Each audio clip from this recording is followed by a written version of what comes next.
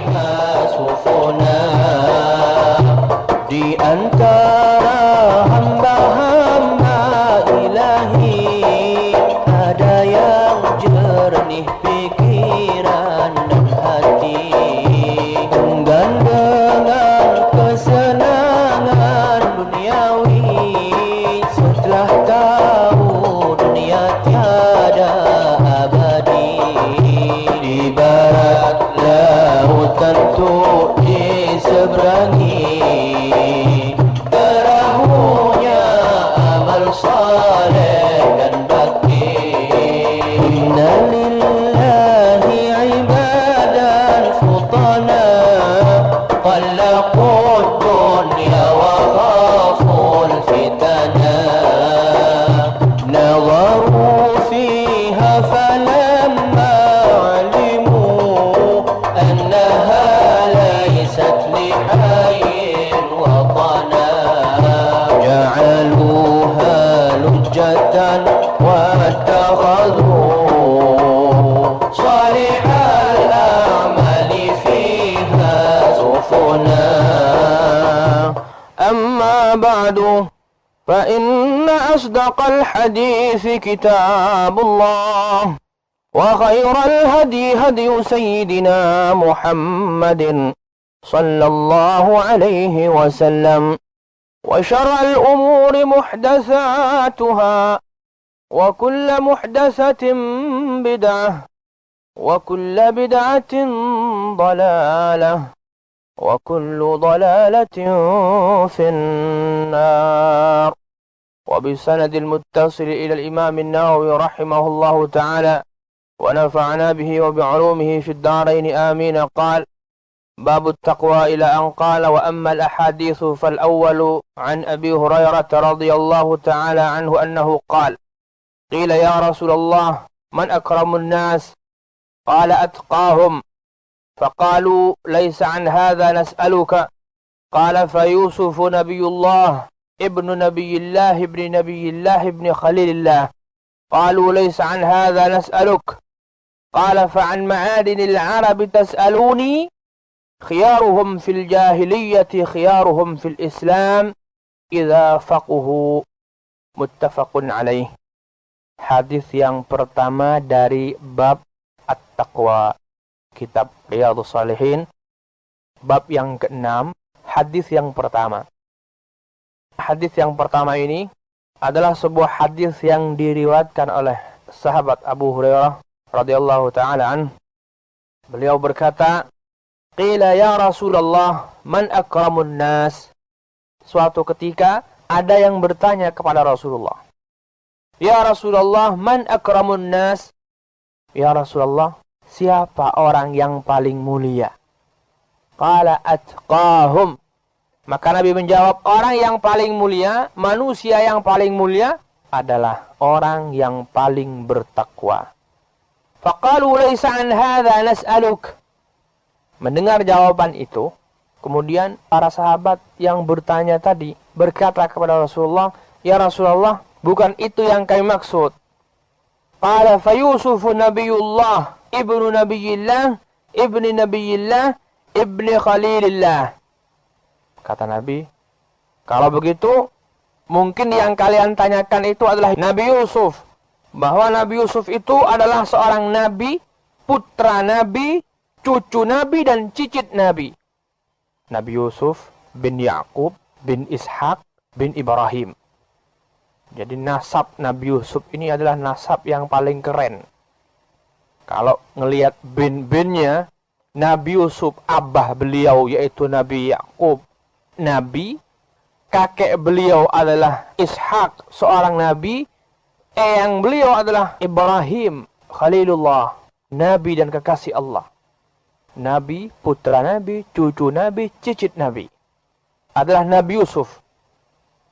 Rasulullah SAW menyebut nama Yusuf, barangkali itu yang dimaksud oleh sahabat yang bertanya.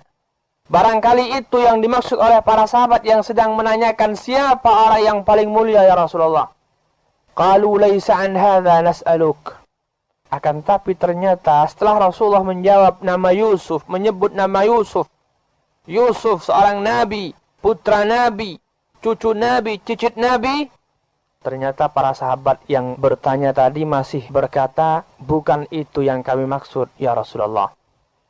Qala fa'an ma'adinil arabi tas'aluni. Mendengar para sahabat berkata, bukan itu yang dimaksud. Maka Rasulullah balik bertanya, fa'an ma'adinil arabi tas'aluni. Apakah kalian menanyakan kepadaku tentang marga-marga Arab? Tentang bangsa-bangsa Arab? Tentang keluarga-keluarga Arab? Khiyaruhum fil jahiliyati, khiyaruhum fil Islam, idza faquhu. Kata Nabi, orang-orang yang paling baik, yang terbaik di masa jahiliyah, maka setelah masuk Islam, mereka juga tetap berstatus orang-orang terbaik apabila mereka memiliki ilmu agama. Khiyaruhum fil jahiliyati khiyaruhum fil Islam idza faquhu. Orang yang paling baik di masa jahiliyah, dia adalah yang terbaik juga setelah masuk Islam apabila ia memiliki ilmu agama.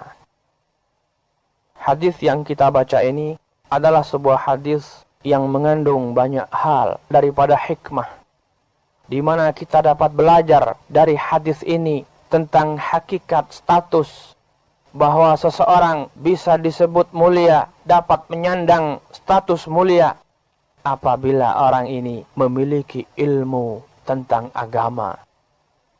Lantas apa hubungannya dengan bab kita, bab takwa?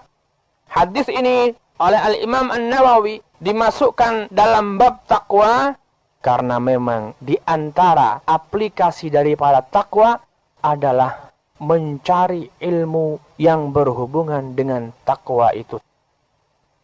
Sehingga bisa saja yang dimaksud Rasulullah SAW idza faquhu, apabila memiliki ilmu agama, artinya apabila bertakwa dengan sebenar-benarnya. Karena yang menunjukkan bahwa seseorang ini bertakwa dengan sebenar-benar takwa adalah orang ini memiliki kepedulian untuk belajar tentang takwa, untuk belajar tentang agama.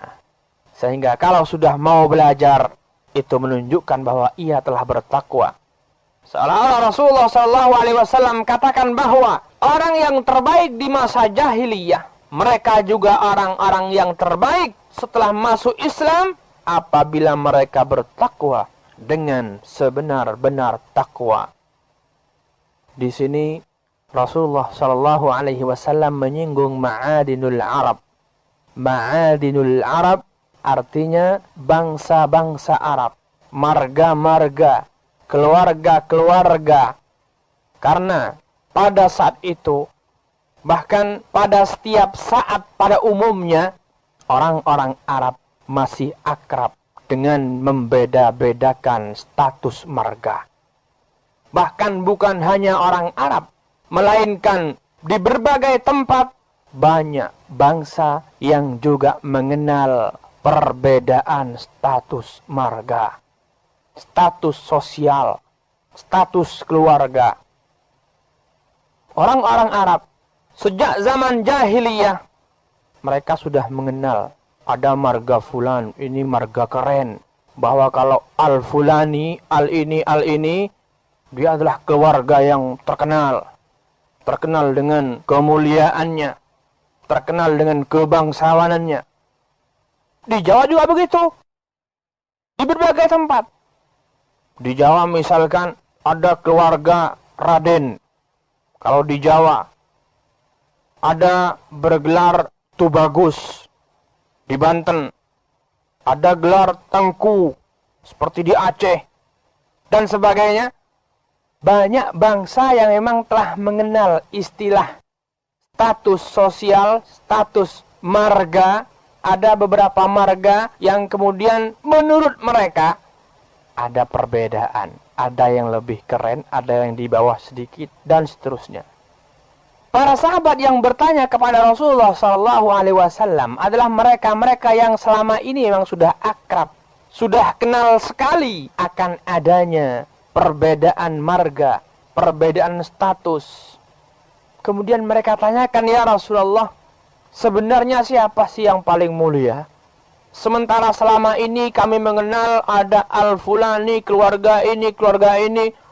Sepertinya orang-orang menganggap kalau keluarga ini di atas keluarga ini, kalau marga ini di atas marga ini. Kata Nabi, khiyaruhum fil jahiliyati khiyaruhum fil Islam idza faquhu. Orang terbaik di masa jahiliyah adalah orang terbaik setelah masuk Islam apabila orang ini memiliki ilmu agama, apabila orang ini bertakwa dengan sebenar-benar takwa. Pertanyaannya adalah, apa benar Rasulullah SAW kemudian menganggap lebih baik seseorang karena dia dari bangsawan? Anggaplah sepintas. Kalau kita lihat, kalau kita simak, kalau kita baca hadis ini, sabda Nabi ini sepintas, ketika Rasulullah katakan khiyaruhum fil jahiliyah, khiyaruhum fil Islam idza faqhu. Yang terbaik di masa jahiliyah adalah yang terbaik di masa Islam apabila memiliki ilmu agama. Artinya, kalau ada dua orang, yang satu bangsawan, yang satu orang biasa, dua-duanya sama-sama pinter, sama-sama bertakwa, apakah yang dimaksud tetap Allah lebih memuliakan yang bangsawan? Bukan itu yang dimaksud. Dua orang, yang satu bangsawan, yang satu orang biasa, dan dua-duanya sama-sama baik, sama-sama bertakwa, ilmunya juga sama. Tentu, status sebagai orang bertakwa, status sebagai hamba Allah tidak beda antara bangsawan dengan orang biasa. Tidak beda antara orang Quraisy di Mekah dengan orang-orang biasa. Status sebagai hamba Allah. Namun, bisa jadi karena satu pertimbangan, seorang bangsawan lebih dianggap lebih berprestasi. Mengapa? Karena biasanya orang kalau sudah bangsawan cenderung mengandalkan kebangsawanannya. Orang kalau sudah anak orang besar biasanya mengandalkan nama orang tuanya. Anak orang kaya biasanya mengandalkan harta orang tuanya. Anak bangsawan, anak orang kaya, anak orang terhormat, kalau bukan karena ingin mandiri, kalau bukan karena tidak mau mengandalkan orang tua, kalau bukan karena merasa malu kalau mengandalkan nasab, seorang bangsawan biasanya malas kerja keras. Cenderung malas-malasan karena semua sudah ada. Saya harta bapak banyak. Saya kan pewarisnya. Biar kerja biasa-biasa juga nggak bakal miskin. Saya kan bangsawan. Biar biasa-biasa saja, saya tetap bangsawan. Saya kan anak kiai. Belajar biasa-biasa saja, begitu gede orang-orang juga banyak datang ke saya. Karena saya anak kiai. Kalau bapak saya mati, saya jadi kiai. Biasanya orang-orang yang memiliki nasab mulia, nasab terhormat, bernasab pada orang kaya dan sebagainya, cenderung kemudian malas-malasan untuk berbuat. Cenderung lebih mengandalkan orang tua. Sehingga ketika ada seorang bangsawan, ternyata dia gigih bekerja, ternyata dia juga tawadhu, tentu dia memiliki poin di atas anak orang biasa. Karena kalau anak orang biasa tawadhu, memang apa yang mau disombongkan? Anak orang biasa kerja keras, memang apa yang mau diandalkan? Orang tua nggak punya. Kalau nggak bekerja, dia miskin terus. Anak orang biasa rajin belajar karena mikir, ya kalau saya tidak banyak belajar, saya anak orang biasa. Nah, sehingga ketika seorang anak bangsawan ternyata dia memiliki semangat berjuang, padahal tanpa berjuang mati-matian dia sudah punya nasab, sudah punya warisan. Maka dalam hal ini seorang bangsawan memiliki satu poin di atas orang biasa. Maka dari itu sungguh menakjubkan apabila ada seorang bangsawan, anak orang besar, dia tidak mengandalkan nasab, keluar dari rumah, berjuang sendiri, mencari nama sendiri, tanpa menggantungkan pada nama orang tua. Sungguh sangat menakjubkan. Dan pantaslah kemudian kalau Nabi berkata, khiyaruhum fil jahiliyati khiyaruhum fil Islam idza faquhu. Orang yang terbaik di masa jahiliyah, para bangsawan sewaktu jahiliyah, sewaktu sebelum masuk Islam, mereka dipandang sebagai orang baik, dipandang sebagai keluarga terhormat. Setelah masuk Islam, mereka tetap terhormat. Mereka tetap menjadi keluarga-keluarga terhormat, tetap menjadi keluarga-keluarga terpandang selama mereka bertakwa, selama mereka memiliki ilmu agama. Artinya apa? Artinya setinggi apapun kebangsawanan seseorang, apabila ia tidak mau berjuang, tidak mau bertakwa.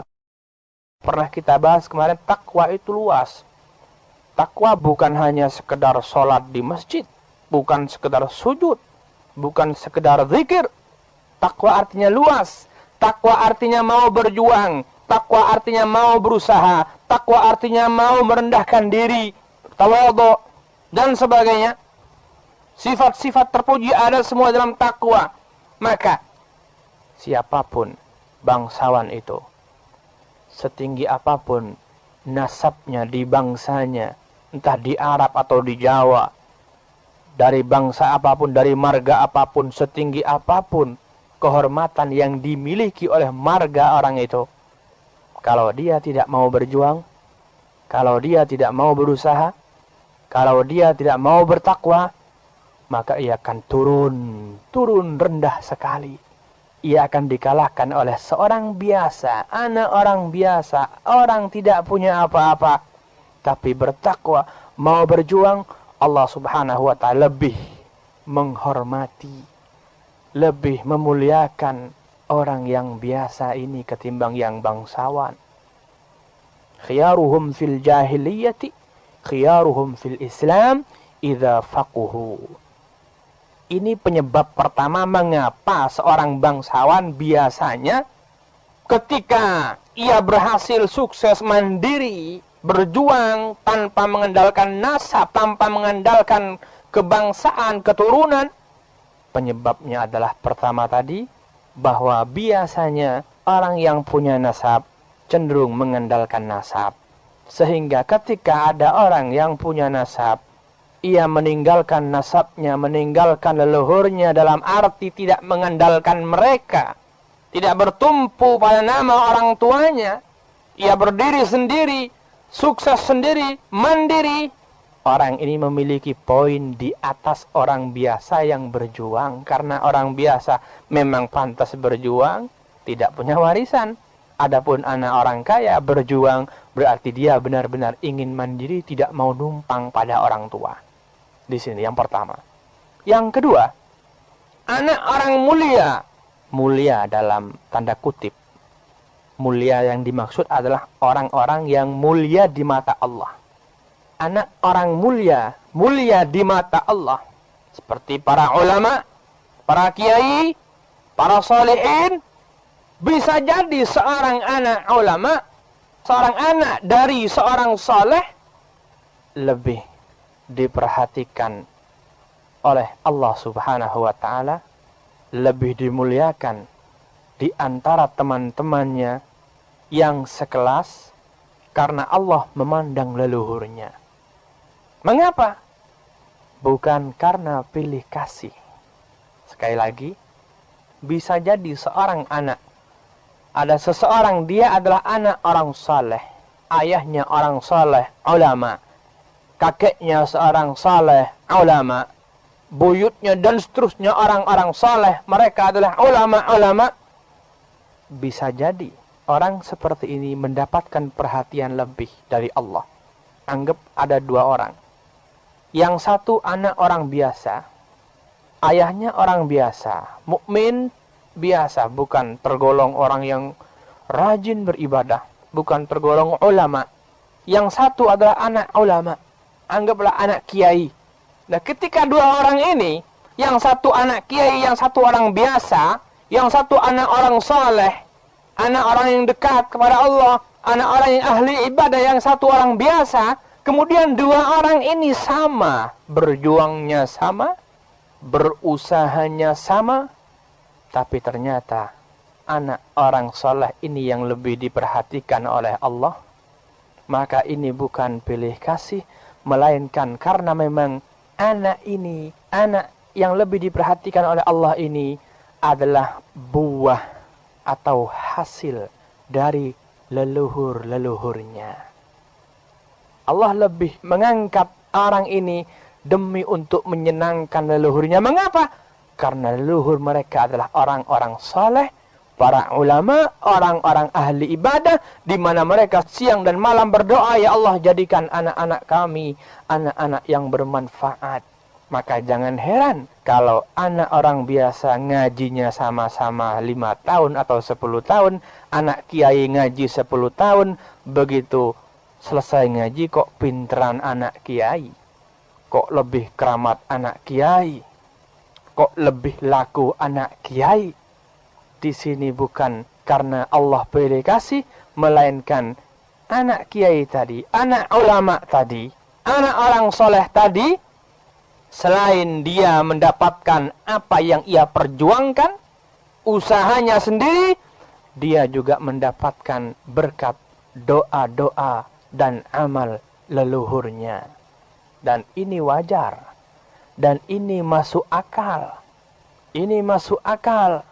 Kita saja, anak orang lain yang kita tidak kenal bapaknya, atau kenal tapi tidak begitu akrab, ketika kemudian kita memandang antara anak ini dengan anak yang lain yang ternyata bapaknya akrab dengan kita, teman karib kita, tentu kita memandangnya lain. Ada dua anak, yang satu kenal bapaknya, cuman kenal biasa. Yang satu bapaknya teman karib. Tentu kita lebih perhatian kepada anak sang teman karib. Walaupun dua-duanya sama baik. Bukan karena pilih kasih saya milih yang A. Bukan karena pilih kasih. Wajar. Karena si A adalah anak teman karib kita. Ini logika saja. Seperti itulah Allah subhanahu wa ta'ala. Wajarlah kalau anak ulama, anak kiai, ketika usahanya sama, antara anak kiai dengan anak orang biasa, anak orang besar, anak ulama dengan orang biasa, usahanya sama, ternyata lebih cepat berhasil yang anak ulama, yang anak orang soleh. Wajar karena emang bapak dia, kakek dia, eyang dia, dan seterusnya orang-orang dekat kepada Allah. Nah, ini penyebab yang kedua, mengapa biasanya nasab juga membantu ketika seseorang menjadi baik. Khiyaruhum fil jahiliyati khiyaruhum fil Islam. Yang terbaik di masa jahiliyah. Jadi kalimat khiyaruhum fil jahiliyah ini adalah simbol. Artinya apa? Artinya yang terbaik menurut cara berpikir orang-orang jahiliyah, di mana orang-orang jahiliyah lebih mengandalkan nasab, maka kalaupun benar menurut orang jahiliyah ini adalah marga yang paling tinggi, ini adalah marga yang terhormat, maka setelah Islam pun status itu masih bisa dipertahankan selama ia bertakwa. Kalau di Jawa, ini mungkin bisa kita kiaskan dengan bangsawan-bangsawan. Seolah-olah ketika ada orang bertanya, emang benar ada keturunan ini, ada bangsawan, ada ini. Memang benar mereka orang-orang mulia? Jawabannya adalah, benar mereka orang-orang mulia, dan mereka terhormat menjadi mulia karena mereka adalah keturunan orang mulia, tapi selama mereka bertakwa, selama mereka berilmu. Kalau mereka bertakwa, kalau mereka berilmu, mereka raden, ya mereka adalah seorang raden, seorang bangsawan yang bertakwa. Tetap status mereka adalah bangsawan dan bertakwa.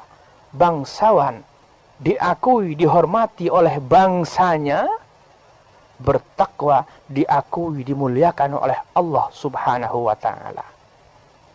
Tapi kalau tidak bertakwa, tidak berilmu, malas-malesan berusaha, tidak mau berjuang, anak siapapun mereka, tetap mungkin orang panggil mereka Raden, tapi di mata Allah mereka lebih hina dari hamba sahaya. Bisa jadi di rumah dia adalah seorang Raden, seorang bangsawan, punya pembantu, disembah-sembah oleh pembantunya, padahal Allah Subhanahu wa ta'ala lebih menyukai, menghormati, memuliakan sang pembantu ketimbang majikan yang bangsawan itu. Sekali lagi, mengapa seorang bangsawan, seseorang yang memiliki darah orang-orang terhormat, darah orang-orang yang dekat kepada Allah, mengapa kemudian mereka diunggulkan ketika mereka menjadi orang yang bertakwa? Karena dua hal. Pertama, karena biasanya orang yang memiliki nasab, keturunan orang-orang hebat, keturunan orang-orang terkenal, keturunan orang-orang kaya, biasanya mereka cenderung mengandalkan nasab, cenderung sombong, cenderung malas berusaha. Nah, ketika ternyata ada seorang anak bangsawan, ada seorang anak orang hebat, ternyata dia tidak mau mengandalkan nama orang tuanya, maka sungguh ini adalah satu hal yang patut dibanggakan. Yang kedua, karena biasanya orang-orang hebat itu adalah orang-orang yang dicintai Allah. Biasanya yang disebut hebat oleh kita, biasanya orang yang kita agung-agungkan, kita puji, itu biasanya orang-orang yang disukai Allah. Para ulama, para kiai, para sayyid, di mana mereka adalah orang-orang pejuang, orang-orang yang dekat kepada Allah, sehingga bisa jadi seorang keturunan dari ulama lebih diperhatikan oleh Allah karena memang untuk mengabulkan doa leluhur orang ini.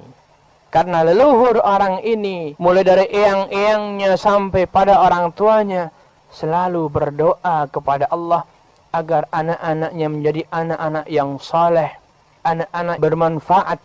Tentu karena mereka adalah orang-orang dekat kepada Allah, Allah Subhanahu wa ta'ala kemudian mengabulkan doanya, sehingga anaknya pun, keturunan mereka pun kemudian diberi derajat oleh Allah Subhanahu wa ta'ala di atas anak orang lain, anak orang biasa, walaupun mungkin usahanya sama, berjuangnya sama. Jadi jangan kemudian, wah kalau gitu pilih kasih. Ya kenapa kalau anak orang biasa enggak? Kok kalau anak kiai yang dikasih oleh Allah? Bukan Allah pilih kasih ya, karena memang anak orang biasa, ayah-ayahnya bukan orang dekat kepada Allah. Sehingga doa mereka tentu tidak seperti doa para kiai. Ini berhubungan dengan upaya, perjuangan, dan nasab. Bahwa ketika orang-orang menganggap nasab adalah penyebab seseorang dimuliakan, maka Rasulullah SAW lebih menekankan agar kita mencari kemuliaan dengan ilmu, mencari kemuliaan dengan takwa. Nasab tidak bisa dicari.